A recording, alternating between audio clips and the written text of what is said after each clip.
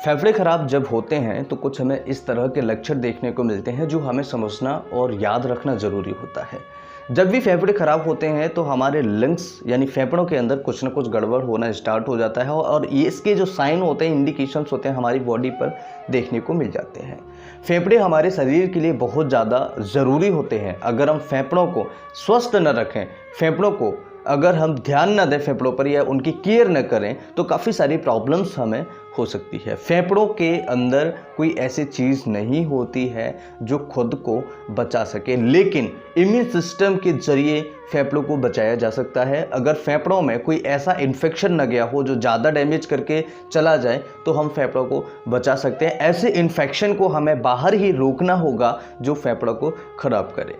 फेफड़े हमारी बॉडी के सबसे मोस्ट इम्पॉर्टेंट ऑर्गन है, क्योंकि अगर फेफड़े हमारे बॉडी में या किसी पेशेंट के फेफड़े खराब होते हैं तो ऐसी सिचुएशन में पेशेंट को सांस लेने में ज़्यादा तकलीफ होती है। पेशेंट सांस नहीं ले पाता है और सांस ले भी पाता है तो ऑक्सीजन का एक्सचेंज नहीं हो पाता है। तो फेफड़ों को स्वस्थ रखना और फेफड़ों के लक्षणों को समझना हम सभी के लिए बहुत ज़्यादा ज़रूरी है।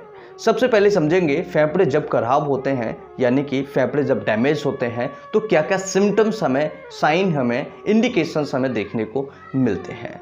दोस्तों, अगर आप चैनल पर पहली बार हैं, अगर आप हमारी वीडियोस पहली बार देख रहे हैं तो चैनल को सब्सक्राइब करें और वीडियो को लाइक ज़रूर करके जाएं और कमेंट सेक्शन में मुझे ज़रूर बताएं ये वीडियो आपके कितने हेल्पफुल है, यानी आपको ये वीडियो इन्फॉर्मेटिव लगा, आपकी इस वीडियो ने हेल्प करी या नहीं की है। कमेंट सेक्शन में मुझे ज़रूर बताएं, क्योंकि आपके कमेंट्स के बेसिस पर ही हम आगे बढ़ते हैं, चाहे उन कमेंट्स का कोई भी मतलब हो। आप चाहे तो नेगेटिव भी कर सकते हैं, पॉजिटिव भी कर सकते हैं। सबसे पहले समझते हैं ऐसा लक्षण जो कॉमन होता है लेकिन जब पेशेंट उस पर ध्यान नहीं देता है तो काफ़ी सारी प्रॉब्लम्स पेशेंट को होने स्टार्ट हो जाती है। सबसे पहला सिम्टम्स है खांसी का रहना। खांसी यानी जिसे हम कॉमन भाषा में कफ बोलते हैं। तो जिन पेशेंट्स को खांसी लंबे समय तक रहती है, ऐसे पेशेंट्स में काफ़ी सारी प्रॉब्लम्स होती है। लंबे समय तक खांसी का मतलब है या तो लंग्स के अंदर, फेफड़ों के अंदर कोई इन्फेक्शन है, कोई ना कोई इन्फेक्शन उसे डैमेज कर रहा है।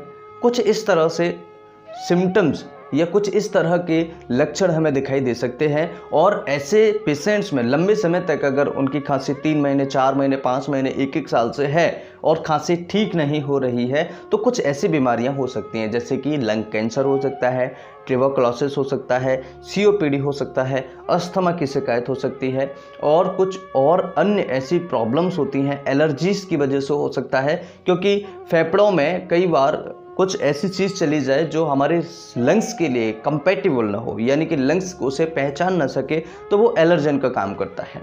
या फिर हमारे एयरवे में कोई ऐसी चीज़ चला जाए जो हमारे लंग्स के लिए, कोई केमिकल चला जाए, कोई ऐसी चीज़ चली जाए वो हमारी बॉडी उसे पहचान नहीं पाती है, तो ऐसे में उसे हम एलर्जन का नाम दे देते हैं। एलर्जी होती है या फॉरेन बॉडी कहलाती है।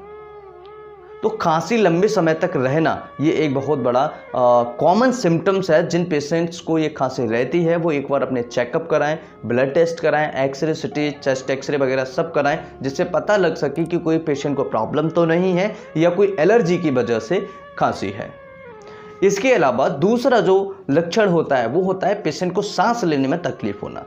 जब भी हमारे लंग्स के अंदर या फिर फूड पाइप को छोड़ करके एयर पाइप जो होता है हमारा, उसके अंदर कोई डैमेज होता है या फिर वहाँ पर कोई प्रॉब्लम क्रिएट होती है तो सांस लेने में हमें तकलीफ हो जाती है।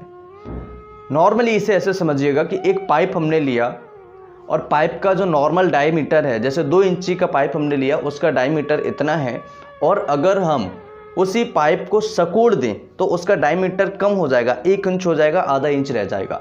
जब नॉर्मल जो एयरवे है हमारा वो 2 इंची का, एग्जाम्पल से बता रहा हूँ मैं, 2 इंची का होता नहीं, मैं जस्ट एग्जाम्पल से आपको समझाने की कोशिश कर रहा हूँ। जो नॉर्मल पाइप हमारा 2 इंची का है और अगर उस हवा को हम एक आधे इंची के पाइप से निकालेंगे तो क्या होगा, तो हमें सांस लेने में तकलीफ होगी, जल्दी जल्दी हम सांस खींचेंगे क्योंकि प्रॉपर मात्रा में सांस लंग्स के अंदर जो है ऑक्सीजन की फ्लो नहीं पहुँच पाएगी।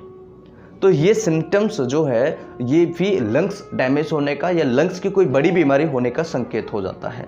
सांस लेने में तकलीफ होना, दर्द होना, चेस्ट टाइटनेस लगना, ये एक सिम्टम्स है।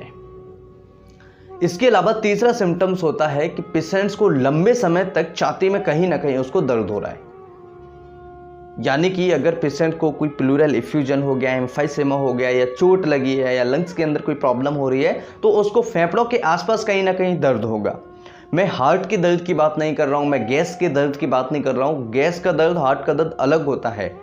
अगर इसमें डिफ्रेंशिएट करना है तो हमारी एक अलग वीडियो आप देखेंगे तो काफ़ी सारे कन्फ्यूजन्स, आपके सारे कन्फ्यूजन्स इवन क्लियर हो जाएंगे। उसकी लिंक हमने वीडियो के आई बटन में दी हुई है। तो यहाँ पर जो तीसरा लक्षण है, पेशेंट को लंबे समय तक आसपास कहीं दर्द रहना, फेफड़ों के आसपास कहीं राइट साइड में या अपर साइड में, ठीक है, या हो सकता है कि लेफ्ट साइड के लेटरल साइड में हो, अपर लेटरल में हो, ठीक है, यहाँ पर कहीं ना कहीं उसको दर्द होगा। तो ये सिम्टम्स भी एक कैरेक्टरिस्टिक सिम्टम्स है। इसके अलावा चौथा सिम्टम्स है जो कि बहुत रेयर होता है, लेकिन जब भी ये सिम्टम्स पेशेंट को आए तो उस पेशेंट को होशियार हो जाना चाहिए और उस पेशेंट को अलर्ट हो जाना चाहिए कि अब मुझे तुरंत डॉक्टर के पास चले जाना चाहिए और डॉक्टर से कंसल्ट एक बार कर लेना चाहिए। वो लक्षण है कि खून आना, खांसी के साथ में कफिंग अप ब्लड, यानी कि खांसी के साथ में जब पेशेंट को खून आना स्टार्ट हो जाए तो फिर पेशेंट को समझ जाना चाहिए कि हमारे लंग्स के अंदर कुछ ना कुछ डैमेज हो रहा है। और ये ज़्यादातर लंग कैंसर के केसेस में हमें देखने को मिलता है। लंग कैंसर या फिर ट्यूबरकुलोसिस, फाइब्रोसिस के केसेस में ज़्यादातर देखने को मिलता है। अगर हम बीमारी को पहले जल्दी पता लगा ले तो उसे जल्दी ठीक कर सकते हैं, उसे जल्दी उससे छुटकारा पा सकते हैं। जितना लेट पता लगाएंगे उतनी ही बीमारी फैल चुकी होती है। तो लंग्स के अंदर से अगर खांसी के साथ में, बलगम के साथ में अगर खून आ रहा है, ब्लड आ रहा है, तो हमें थोड़ा सा अलर्ट हो जाना चाहिए और डॉक्टर से कंसल्ट कर लेना चाहिए। अब यहाँ पर दो कन्फ्यूजन होते हैं। ब्लड जो होता है वो हमारे स्टमक से भी आता है, यानी जो हमारा टमी होता है, जो खाने का जो एरिया होता है जहाँ पर खाना स्टोर होता है, इसे हम स्टमक कहते हैं। तो स्टमक जो होता है वहाँ से अगर खून आ रहा है और या फिर अगर लंग्स से खून आ रहा है तो क्या इसमें अंतर होगा? अगर लंग्स से खून आएगा तो वो ब्राइट रेड देखने को मिलेगा, और अगर स्टमक से खून आ रहा है वो ब्राइट रेड नहीं होगा, वो हल्का सा काले कलर पे देखने को, हल्का सा कालेपन पे हमें देखने को मिलेगा। ये दोनों में डिफरेंस होता है। लेकिन कुछ भी हो, अगर ऐसी सिचुएशन आती है, चाहे थूक के साथ खून आए, चाहे कफिंग खांसी के साथ खून आए, या फिर खून की एक आध पेशेंट को कई बार क्या होता है, जब ज़्यादा सीवियर पेशेंट्स हो जाते हैं, लिवर डिसीजेज होती है या बेरेसिस हो जाता है, या फिर कई सारी ऐसी प्रॉब्लम्स होती हैं, स्टमक की अल्सर्स हो जाते हैं, तो पेशेंट को खून की उल्टियाँ तक हो जाती हैं। तो ऐसी सिचुएशन में नियर डॉक्टर से ज़रूर एक बार कंसल्ट करें। अगर चेस्ट की कोई प्रॉब्लम है तो पल्मोनोलॉजिस्ट जो डॉक्टर होते हैं उससे मिले, यानी चेस्ट के डॉक्टर जो होते हैं उससे मिले। और अगर खाने की नली से संबंधित कोई बीमारी है, एलिमेंट्री कैनाल से, एलिमेंट्री जो हमारे सिस्टम है उससे कोई रिलेटेड प्रॉब्लम है, तो हमें हेपेटोलॉजिस्ट के पास जाना चाहिए या फिर गैस्ट्रोएंटरोलॉजिस्ट के पास हमें दिखाना चाहिए। ये डॉक्टर्स के पास, दो डॉक्टर्स हमारे पास ऑप्शन होते हैं।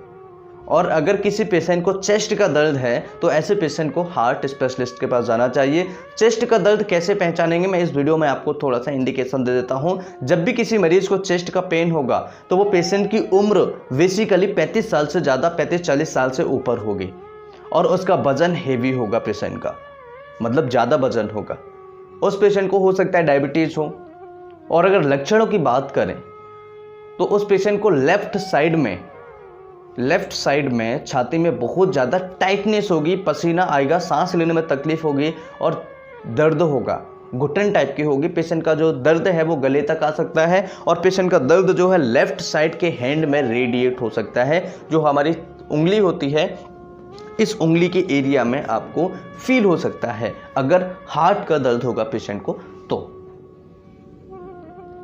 और गैस का दर्द होगा तो गैस का दर्द पेशेंट को एंटासिड से लेने से आराम मिल जाएगा। लेकिन जब हार्ट का दर्द होगा तो एंटासिड यानी कि गैस को खत्म करने वाली दवाई से उसको रिलीफ नहीं मिलेगा, और अगर गैस का दर्द होगा तो गैस की गोली से उस पेशेंट को आराम मिल जाएगा। गैस की दवाइयाँ मार्केट में काफ़ी सारी आती हैं, जैसे पेंटाप्रोजोल है, लेबिप्रोजोल है, एसिलॉक वगैरह है, वगैरह वगैरह। काफ़ी सारी मेडिसिन जो होती हैं वो गैस के लिए, गैस को ख़त्म करने के लिए आती हैं और ये अलग अलग जगह पर काम करती हैं। कई सस्टेन रिलीज होती है लंबे समय तक। एक बार सुबह हमने कैप्सूल खा लिया और सुबह खाने के बाद लंबे समय तक ये हमारे बॉडी में काम करता रहेगा, गैस को नहीं बनने देगा। तो ये अलग अलग प्रकार की दवाइयाँ अलग अलग जगह पर काम करते हैं। इस टॉपिक को हम यही छोड़ते हैं, ये अलग टॉपिक है। लेकिन जब भी लंग्स की कोई बीमारी होती है तो हमें डॉक्टर से ज़रूर मिलना चाहिए। और इसके बाद में 5वां लक्षण है पेशेंट को ऑक्सीजन लेवल कम हो जाना। अगर किसी पेशेंट का ऑक्सीजन लेवल 94 से कम आता है, यानी 94% से अगर नीचे आता है, तो उसे डॉक्टर के पास ज़रूर चले जाना चाहिए। और उस पेशेंट को हमेशा याद रखना चाहिए जो नॉर्मल सैचुरेशन रेट होता है 94 से लेकर के 99 100 के बीच में होता है। 94 से ऊपर होना चाहिए, 94 से कम नहीं होना चाहिए। इसके बाद में आप पता लगा सकते हैं कि हमारे लंग्स डैमेज हैं या फिर कोई प्रॉब्लम है। अगर किसी पेशेंट को चेक करना हो कि लंग्स हमारे डैमेज हैं या ख़राब है तो 6 मिनट वॉक टेस्ट कीजिएगा। 6 मिनट वॉक टेस्ट यानी कि 50 फीट की एरिया में आपको 2 तंबू लगा लेने हैं या कुछ चीज़ रख लेनी है जिससे आपको याद रखे कि यहाँ से मुझे टर्न होना है और एक सिरे से चलना स्टार्ट करना है। 6 मिनट तक कंटिन्यू चलेंगे। और अगर आपकी ऑक्सीजन लेवल पहले यानी जो नॉर्मल तरीके से अभी मैं बैठा हूँ, अभी मैंने चेक किया, उसके बाद में 97 आया और उसके बाद में मैंने चलना स्टार्ट किया और 6 मिनट चलने के बाद में अगर उसका ऑक्सीजन लेवल 3% से नीचे जाता है तो ऐसे सिचुएशन में हो सकता है कि उसको लंग्स में कोई प्रॉब्लम हो रही हो। और अगर नॉर्मल रहता है तो कोई दिक्कत वाली बात नहीं है।